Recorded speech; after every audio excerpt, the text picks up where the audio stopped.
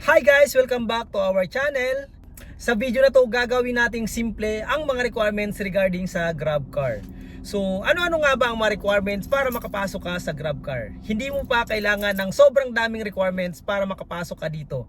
So, ang tatalakayin natin yung 6 na requirements para makabiyahe ka kaagad sa GrabCar. Huwag mo munang problemahin ang sandamakmak na mga requirements dahil nga sa sobrang dami ng requirements, may hihirapan ka. Saka mo na yung problemahin pag ikay nakabiyahe na sa GrabCar. Pero bago yan, sa mga hindi pa nakasubscribe, please subscribe sa YouTube channel natin at i-click nyo yung notification bell para updated kayo sa mga videos na ginagawa natin.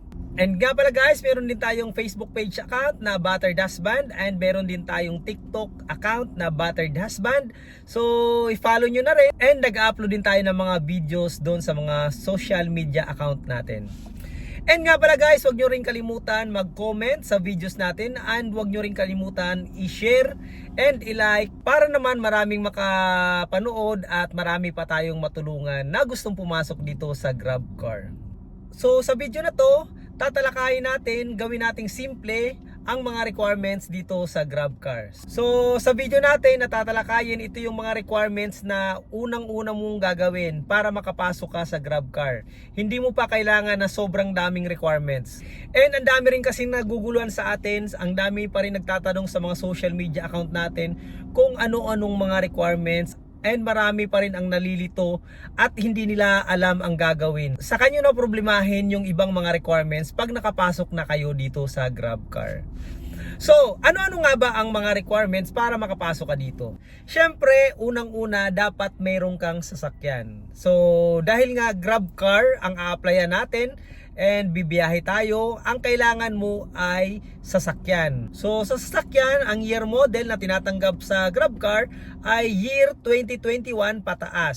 So yung year 2020 pababa ay hindi na yan tinatanggap sa GrabCar. Pwede dito yung sedan, pwede rin yung SUV, yung mga Fortuner, pwede rin yung mga 6-seaters, yung katulad ng mga Expander, pwede yon, pwede yung Innova. So, pwede rin yung mga China brand. Maliban lang sa maliliit na sasakyan, yung Wigo, hindi siya po pwede dahil nga maliit.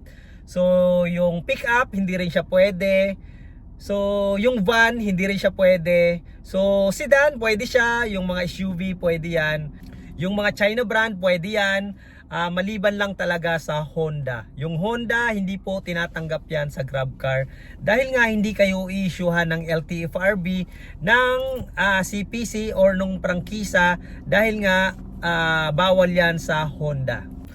So, pangalawang requirements, syempre kailangan mo ng pera. Syempre may bayad sa pag-process ng ating mga requirements. So, kailangan yan ni Grab. So sa Grab tayo magbabayad and kailangan yan dahil nga ibabayad din yan doon sa LTFRB at doon sa mga naglalakad ng ating mga papeles. So para sa sedan, ang babayaran mo ay 6,909. And para naman doon sa mga SUV at mga 6-seaters, ang kailangan mong bayaran ay 7,409 pesos. So, yung ibabayad natin ay ibabayad din ni Grab yan doon sa LTFRB para doon sa processing fee ng ating PE. So, ang pangatlong requirements ay ORCR. Siyempre, para malaman na sa iyo nga yung sasakyan, kailangan natin yung ORCR. So sa mga bago yung sasakyan, sa mga wala pang ORCR, pwede na po yung sales invoice at delivery receipt. So yung sales invoice at delivery receipt, manggagaling yan sa kasa pag binigay sa inyo yung bago nyong sasakyan. Nga pala guys, pag hindi nakapangalan sa inyo yung sasakyan, so kunyari nakapangalan sa inyong kamag-anak, sa inyong tatay nakapangalan, or sa inyong kapatid, sa inyong asawa, ang kailangan mo lang ay SPA o yung tinatawag na Special Power of Attorney na katunayan na pinapagamit sa iyo yung sasakyan. So ulitin ko lang ha, yung SPA ay applicable lang yan kung yung may-ari ay iyong tatay, nanay, kapatid, asawa, basta kasal kayo, o anak mo, yung may-ari ng sasakyan. Pwedeng ikaw yung mag-process. Pero pag maliban doon sa nabanggit ko, kung sa iba nakapangalan yung sasakyan, hindi mo siya pwede i-apply sa GrabCar. Pwede mo i-apply yan pagkasama mo yung may-ari ng sasakyan. Pangatlong requirements ay photocopy ng proof of citizenship. So, sa proof of citizenship, pwede yung birth certificate, pwede yung passport, pwede yung marriage certificate, pwede rin yung voter's ID. So, take note kung sino yung mag-a-apply, kung sino yung may-ari, kailangan niya ng katunayan ng citizenship. So, pwede yung mga nabanggit ko, birth certificate, marriage contract, voter's ID, passport, pwede yung gamitin as proof of citizenship. And susunod na requirements ay government issued ID.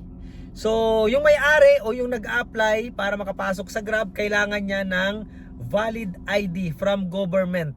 So, sa government issued ID, kailangan mo i-xerox yan and pipirmahan mo ng 3 beses. So, kailangan mo ng 3 specimen signature doon sa ID. And syempre, yung huling requirements ay yung verified form.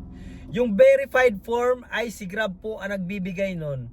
Meron tayong mga vlog na meron tayong link para doon sa verified form.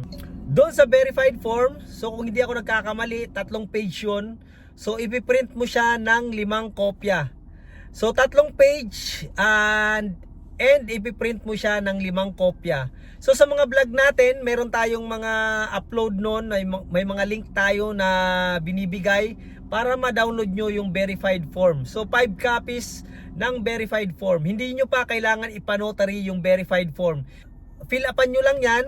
Ang kailangan mag-fill up dyan, yung may-ari, yung nag-a-apply para dun sa Grab car. So, yun lang ang initial na requirements na kailangan natin para makapasok tayo sa Grab. Huwag nyo nang problemahin yung sobrang daming requirements katulad ng mga NBI, BIR, DTI, police clearance, barangay clearance, lahat ng clearance, driver's license. Saka nyo na problemahin yan pag nakapasok na kayo sa Grab car. So, yung mga nabanggit ko, yun yung initial para makapasok kayo sa Grab car. So, ulitin ko, kailangan nyo ng pera, kotse, ORCR, ID, proof of citizenship, and yung verified form. So, bali, 6 lang yung mga requirements na kailangan nyo talaga para makapasok na kayo sa Grab car. So, yung ibang requirements, sa kanyo na yung problemahin pag nakapasok kayo sa Grab car. Ang importante, nakapag-apply na kayo and gumugulong na ang inyong requirements. Yung mga driver, saka na kayo maghanap ng driver, or ikaw, kung gusto mo ikaw yung magmaneho, saka na yan pag tinext na kayo ni Grab. Pag tinext na kayo ni Grab, saka na kayo magpo-provide ng driver. So kung ikaw yung driver, kailangan professional yung driver's license mo. Saka mo na problemahin yung garahe, yung DTI, yung BIR. Habang bumibiyahe ka na sa Grab, saka mo na lakarin yung mga requirements na yan. Dahil nga matagal maglakad ng mga requirements and sayang yung hulog sa sasakyan natin. So pag bumibiyahe na tayo, mayroon na tayong kumikita na tayo, and may panghulog na tayo sa ating mga sasakyan, and may pangkain na tayo, saka muna problemahin yung mga requirements na sandamakmak. And madali na lang yan dahil nga kumikita na tayo. Ang importante, ang pinakauna mong gawin, makapasok ka muna dito sa Grab car. And nga pala guys, pag kumpleto mo na yung 6 na requirements, yung may verified form ka na, mayroon ka ng kotse, may ORCR ka na, may pera ka na, may mga IDs ka na, may form ka na, may proof of citizenship ka na. So pumunta ka na sa pinakamalapit na Grab office.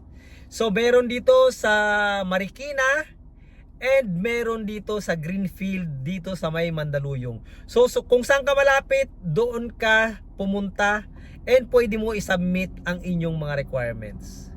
Take note guys, kailangan lang meron ng slot na nilabas si LTFRB. So pag wala pang slot, hindi pa kayo pwede pumunta sa mga Grab office.